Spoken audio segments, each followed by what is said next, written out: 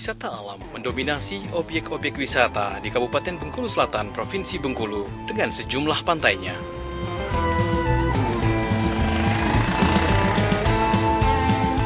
Keindahan panorama pantai Pasar Bawah misalnya, mengundang kunjungan para wisatawan untuk datang ke lokasi ini.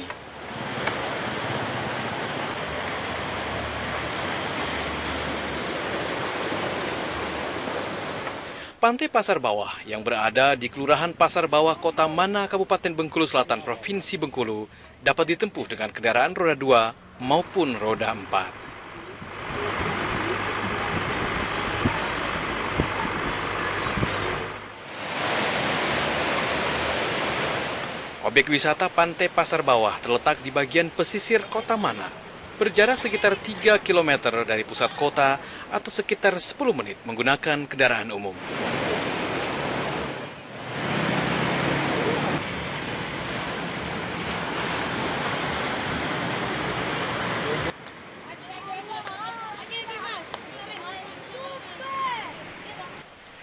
Selain memiliki pemandangan yang indah, Pantai Pasar Bawah juga dapat dijadikan sebagai lokasi memancing. Wisata memancing dapat dilakukan setiap saat sembari melihat pesona alam di kawasan ini. Selain itu, untuk melepas dahaga, para pedagang di kawasan ini siap menyajikan beragam makanan dan minuman ringan, seperti kelapa muda dan jagung bakar. Lagi nyantai aja.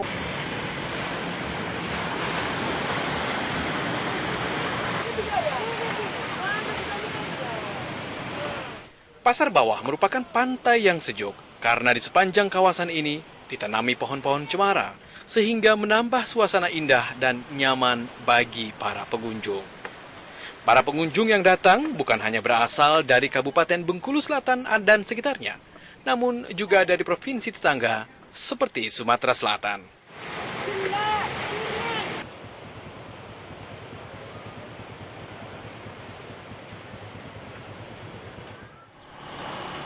Selain sebagai objek wisata, Pantai Pasar Bawah juga merupakan perkampungan nelayan tradisional dan pusat perikanan air laut di Kabupaten Bengkulu Selatan.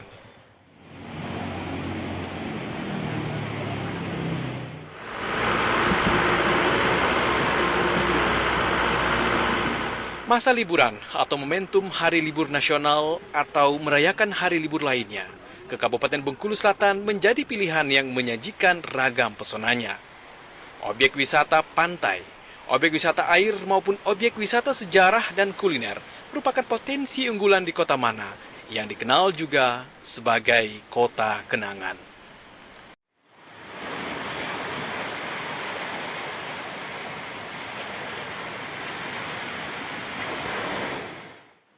Seperti halnya objek wisata Pantai Pasar Bawah ini. Pantai ini merupakan pantai berteluk kecil di bagian barat Pulau Sumatera yang berhadapan langsung dengan Samudra Hindia. Karakteristik pantai berbatu dan berpasir tidak cocok dijadikan rekreasi sunbathing atau menjemur tubuh di bawah sinar matahari agar kulit berwarna kecoklatan. Terumbu karang juga tidak dijumpai di pesisir Pantai Pasar Bawah ini. Dengan karakteristik ombak yang cukup besar, lebih cocok dijadikan arena berselancar. Jika sebelumnya pantai ini masih alami tanpa adanya pelapis tebing untuk menghalau terjadinya abrasi, namun kini Pantai Pasar Bawah telah mengalami banyak perubahan. Pelapis tebing yang ada sekarang dibangun secara bertahap sejak tahun 2000-an. Karena isu tsunami dan pasca gempa yang melanda Provinsi Bengkulu waktu itu.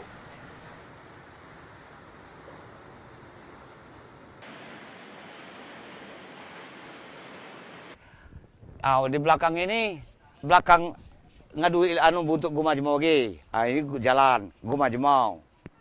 Udin guma lagi.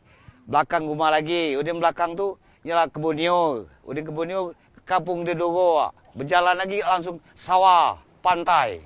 Berapa kilo dia bukan di Suang ke pantai itu. Di zaman itu, tapi kami dapat cerita gaya-gaya ini lah. Jadi lah bukan ini kan dia mau tunggang ke pantai itu Suang.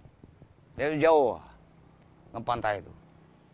Ya memang ada Pak Imus Lasira ada dulu kan. Di sini orang pos buat orang datang dari mana. Itu bukan tsunami Pak. Itu adalah air gurau. kalau air besar pasti naik. Tahun 1995 lah, memang kami minta ganti rugi. Sebab ini belum ditambah bronjong. Memang naik air ke rumah kami cuma kecil belakang, kan? Sedang goreng jualan di sini, sedang goreng masuklah air laut ke dalam kuali, sedang goreng. Nah, basah, masuk ke dalam rumah, kita pun rumah jelek, rumah papan. Nah, basahlah kasur di dalam, dijemur terus. Jadi datanglah orang dari atasan dari Jakarta, macam mana ibu? Ya, kami kalau kayak gini terus Pak, kami mau ingin minta ganti rugi. Beguyurlah ganti rugi di taman dulu kan. Nah, sebelah atas wisata itu memang ganti rugi semua tuh naik kadang-kadang. Lebar daratan pesisir pantai Pasar Bawah saat itu masih jauh ke arah laut, sedangkan pemukiman masih dapat dijumpai lebih lebar dari sekarang. Sementara kapal-kapal tongkang besar pun masih sering berlabuh di tengah lautan untuk bongkar muat, karena akses jalan darat waktu itu masih belum memadai. Makanya daerah ini dari dulu telah dikenal dengan sebutan Pasar Bawah, yang menjelaskan wilayah yang ramai dengan hiruk-pikuk perniagaan. Namun seiring waktu, pantai yang memang landai ini menyempit akibat abrasi dan penduduk asli Pasar Pantai Bawah kemudian bergerak lebih ke atas hingga sekarang. Dia ambil laut. Nah, penyebab dia ambil laut ini selama ini kan masih diambil bungin batu. Dan zaman dia masih tahun 72, 75 itu, ini kan jauh ini betingan. Nah sampai ini banyak batu di bawah betingan ini dikeruk. Dicungkili, diambil batu, tergebis. Nah, diambil batu, tergebis, nah, sampailah terjadilah sampai penyempitan. Aktivitas mandi dan berenang di pantai Pasar Bawah memang tidak dianjurkan bagi wisatawan yang belum terampil berenang, karena ombak yang besar dan arus yang deras cukup menyulitkan. Belum lagi warna perairan yang tidak terlalu jernih akibat pertemuan air laut dan sungai air mana.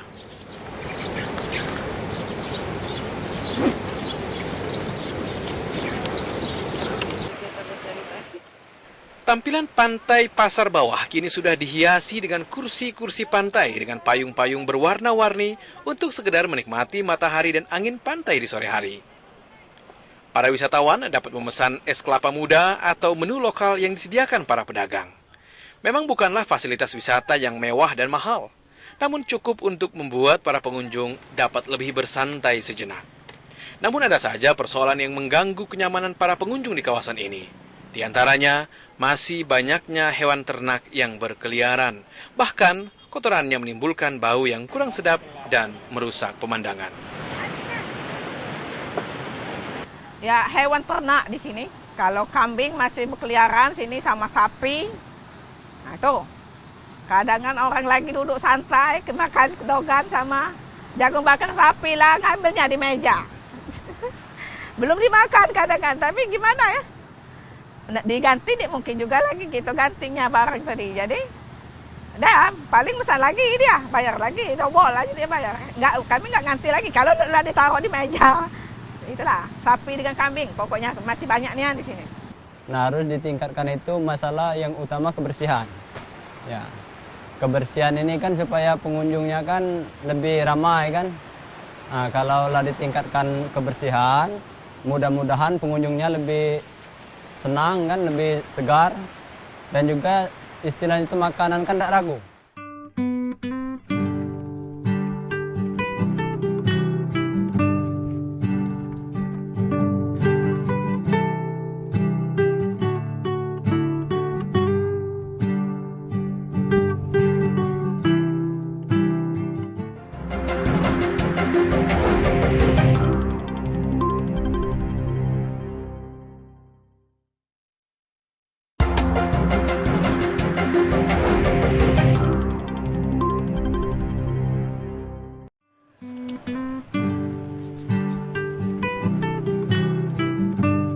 Pantai Pasar Bawah ternyata menyimpan cerita sejarah perjuangan bangsa sekaligus sebagai objek wisata sejarah. Di kawasan ini pertama kali ditemukan meriam Honeysuit yang merupakan meriam terbesar di Indonesia dengan panjang laras 3,4 meter, panjang dapur mesiu 2,5 meter, dan diameter 90 cm.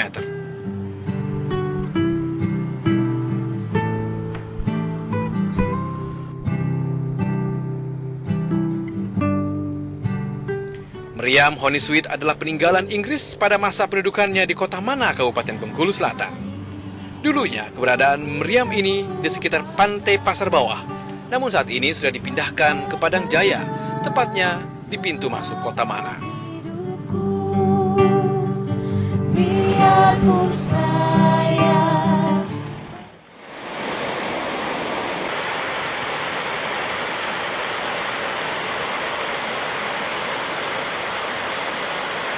Masih di Kabupaten Bengkulu Selatan, pesona wisata yang sayang untuk dilewatkan adalah objek wisata bendungan air nipis.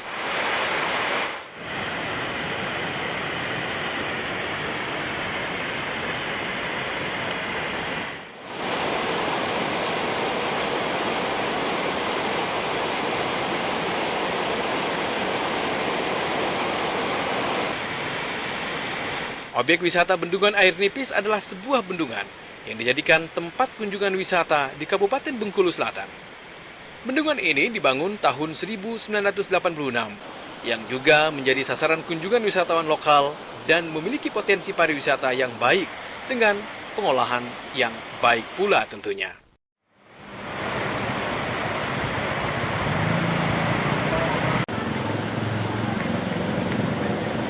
Bendungan air nipis yang terletak di Seginim, Bengkulu Selatan ini memiliki fungsi utamanya sebagai irigasi bagi sawah-sawah di sekitarnya.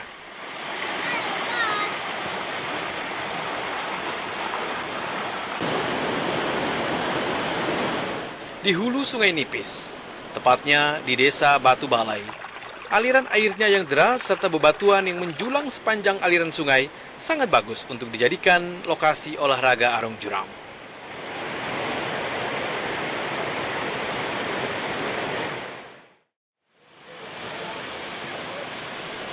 Air terjun Guluguran merupakan pesona wisata lainnya yang ada di Kabupaten Bengkulu Selatan. Tepatnya berada di Desa Kayu Ajaran, Kecamatan Ulu Mana.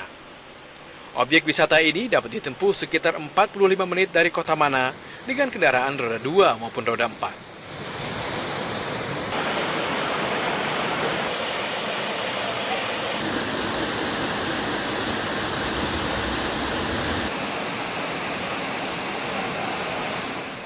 Di objek wisata air Guluguran, biasanya ramai dikunjungi anak-anak saat libur sekolah, terutama pada sore hari untuk sekedar melepas lelah.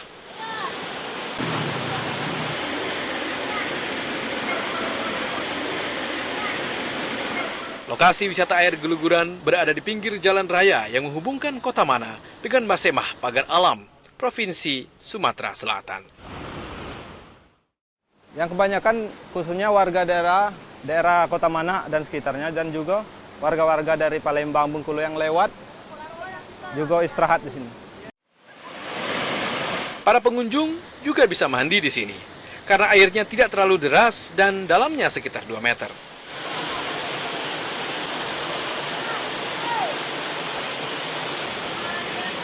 Selain dapat melihat air terjun dari atas batu, para wisatawan juga dapat menikmati pemandangan alam di sekitar kawasan ini. Kami sering ke sini pada hari Minggu untuk happy-happy sama teman-teman, dan suasananya di sini sangat sejuk, dingin dan menghilangkan stres. Tak lengkap rasanya jika berkunjung ke Kabupaten Bengkulu Selatan tidak singgah dan mencicipi kuliner khas daerah ini. Di kawasan Ngelenggau, atau tepatnya 5 km dari Kota Mana, ibu kota Kabupaten Bengkulu Selatan, di pinggir jalan berdiri pondok-pondok permanen dengan kuliner khas yang dibuka setiap hari dari jam 10 hingga sore hari.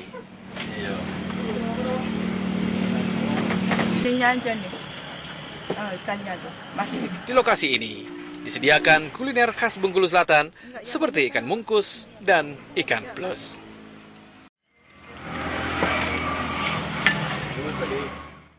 Pertama datang tuh pasti nanya ikan plus, ikan palau. Kalau dia ikan plus dengan palau itu barulah cari dengan kawan lain-lain ini. Misalkan dia punya ayu cari ke pondok-pondok lain. Para pengunjung yang datang tidak saja dari Bengkulu Selatan dan sekitarnya, namun juga ada yang dari luar Provinsi Bengkulu seperti dari Jawa Barat. Makan di sini kan, ini kan awalnya emang Dina di sini kan Bu, jadi udah kerasa enak, jadi balik lagi ke Lengau makan ikan pelus.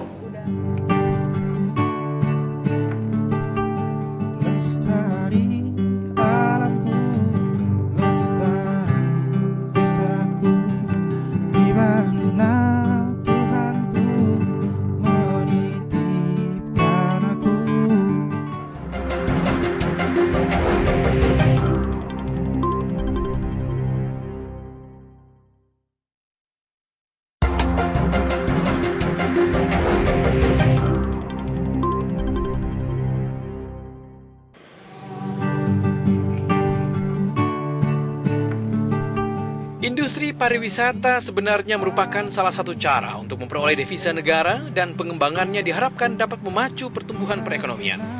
Dilihat dari sisi geografis, Kabupaten Bengkulu Selatan yang terletak di pesisir barat Pulau Sumatera mempunyai potensi alam untuk dikembangkan menjadi daerah tujuan pariwisata.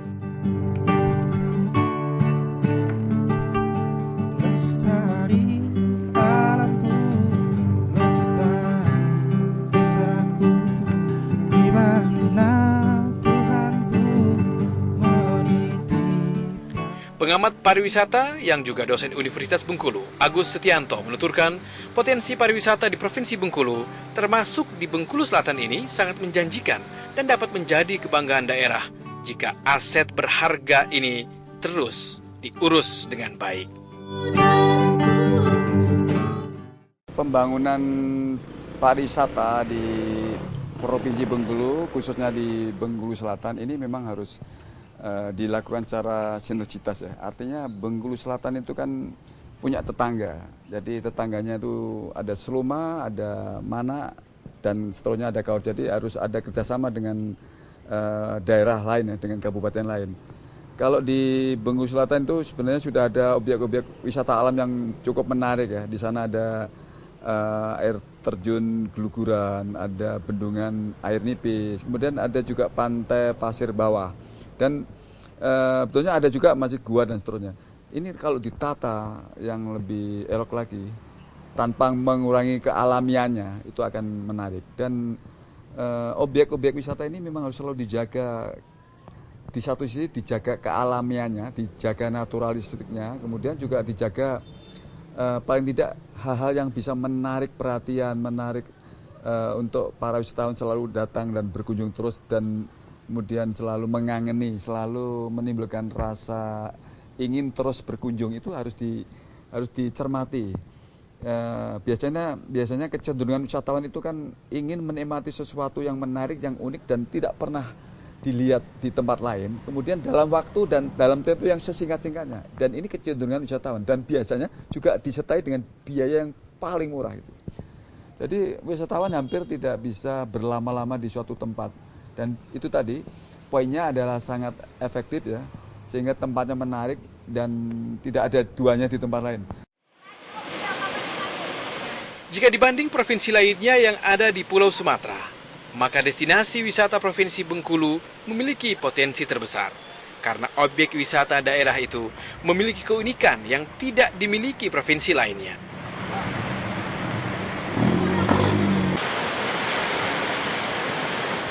Seperti halnya di Kabupaten Bengkulu Selatan dengan Pantai Kerikilnya.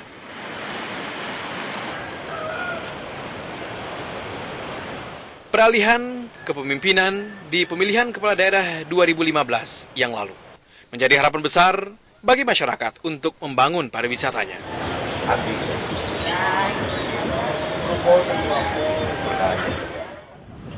Hal itu selaras dengan pemerintah pusat yang fokus pada ekonomi maritim dan pariwisata, yang berpotensi dapat meningkatkan pendapatan asli daerah. Kalau untuk nikah KPAD untuk kedepannya bagus. Cuman itu tadi karena banyak belum yang kenal. Mungkin itu tadi orang luar kan pertama belum dikenal orang, kedua transportasi ke sini kan agak susah. Dulunya, kalau sekarang udah sekitar 2 tahun terakhir ini udah udah sip lah. Dari Tanjung, dari Lampung kan jalannya udah sip. Tinggal lagi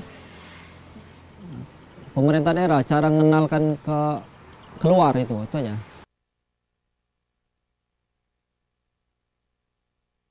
Menurut Agus Setianto, seharusnya Provinsi Bengkulu juga dapat mengandalkan sektor pariwisata menjadi tambang bagi pendapatan daerah. Tidak ada sektor lain yang bisa menjadi pondasi kokoh perekonomian daerah.